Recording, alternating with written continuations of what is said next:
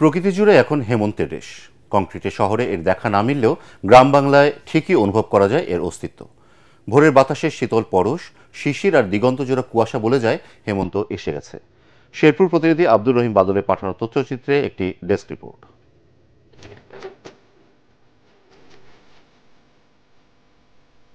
মুক্তদানার মতো শিশির, শিউলির ঘ্রাণ আর নীল আকাশে তুলোর মতো মেঘ, প্রকৃতি জুড়ে এখন হেমন্তের মুগ্ধতা।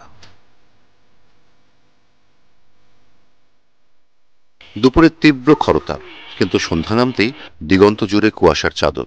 গত কয়েকদিন ধরেই ঘন কুয়াশা পড়তে শুরু করেছে, খুব বেশি দূর দেখা যায় না। প্রকৃতির খেয়ালে বদলে যেতে শুরু করেছে ঋতুর ছন্দ।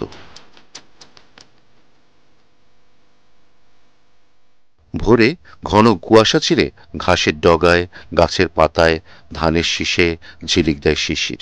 শরীরে লাগে হিমেল হাওয়ার দোলা, জানিয়ে দেয় হেমন্ত এসে গেছে।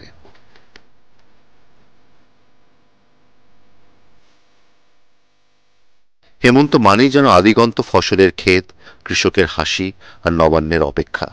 সবুজ ধান সোনালী হওয়ার প্রতীক্ষায় কৃষক, প্রতীক্ষা ফসল তোলার আনন্দে মেতে ওঠার। Bureau report, ATN Bangla.